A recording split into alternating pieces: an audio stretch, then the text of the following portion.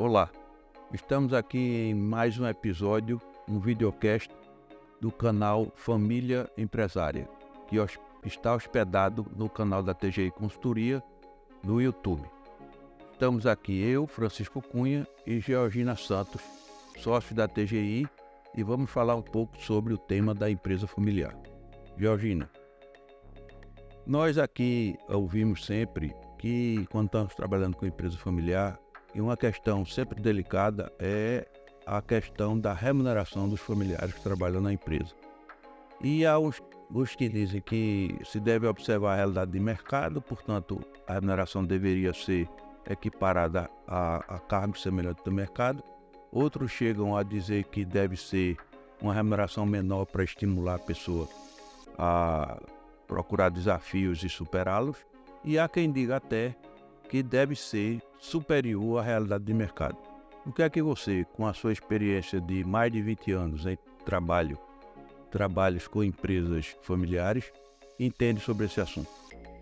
Francisco, recentemente a gente estava discutindo numa empresa uma situação bem parecida. São 4 sucessores, eles já estão inseridos na empresa há 4 ou 5 anos e a gente estava discutindo a questão da remuneração.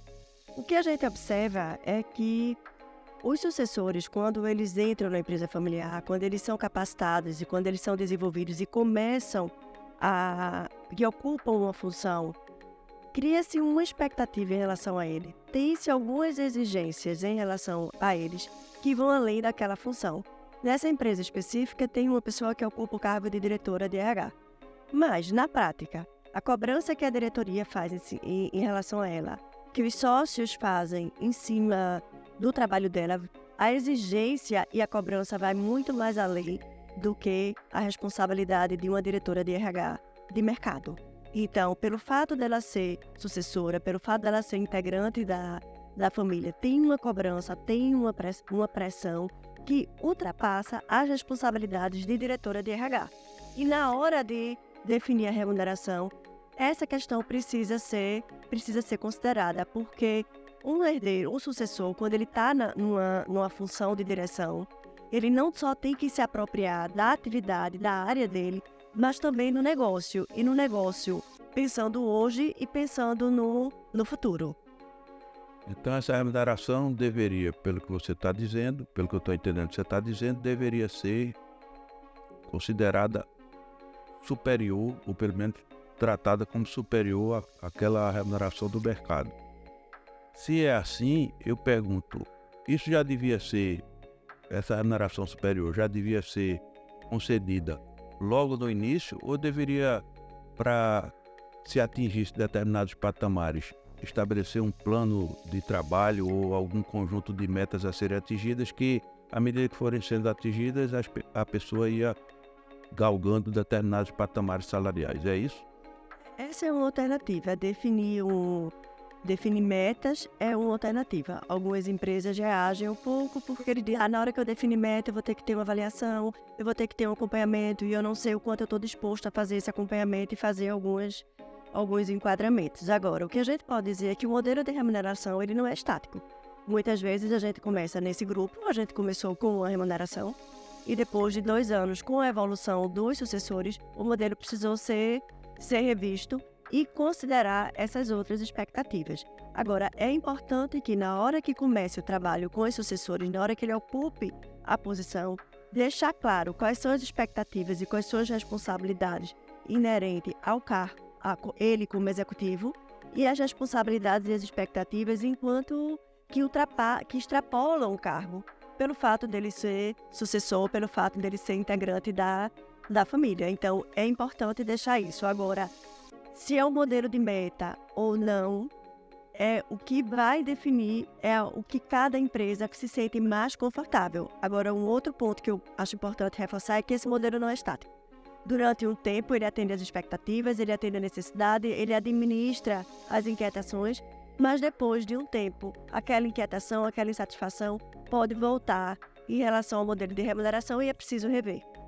Então, diante dessas peculiaridades de cada empresa, eu estou entendendo que cada empresa tem uma realidade diferente e precisa ser considerada essa realidade, muito embora exista talvez um roteiro básico a ser adotado. Se você fosse chamada para auxiliar uma empresa familiar diante da realidade de que ela precisa incluir no seu quadro de funcionários um integrante da família e está em dúvida sobre a remuneração, que passo a passo você recomendaria?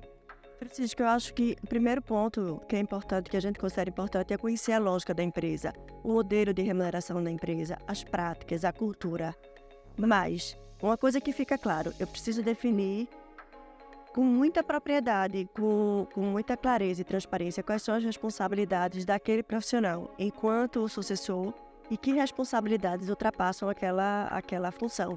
Agora, se vai ser um modelo de remuneração fixo, se vai ser um modelo de remuneração variável, eu preferiria conhecer a lógica da empresa para construir uma solução que fosse mais adequada e que fosse mais confortável. Um outro ponto que a gente precisa considerar é que problemas estão acontecendo hoje que essa remuneração precisaria contemplar, que ela precisaria considerar.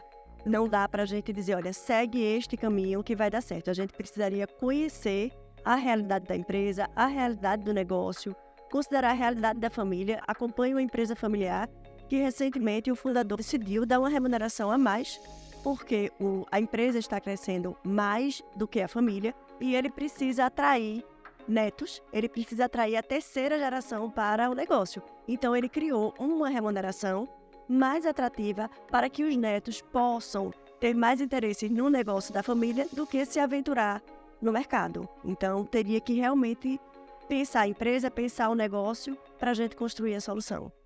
Então, embora a gente possa dizer que exista um roteiro básico, uma teoria metodológica que pode ser aplicado, cada caso é um caso mesmo e cada caso precisa ser tratado individualmente para que se possa fazer a receita daquele caso. É isso?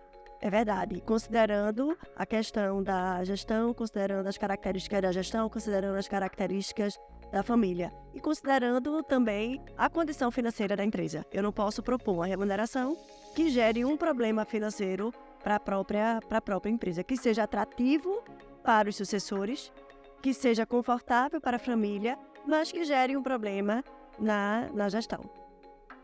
Ok, Georgina. Obrigado. É isso que a gente tem para falar nesse episódio, hoje, sobre remuneração. Quem gostou do que foi discutido aqui, pode dar o seu like e pode também sugerir, quem quiser sugerir outros temas para serem abordados. E sobre esse assunto específico, pode nos contactar pelas redes sociais ou pelo próprio YouTube, de modo a que a gente possa entender a realidade específica de cada empresa e a partir daí sugerir uma abordagem que seja conveniente para ela. Então, é isso. Até o próximo episódio.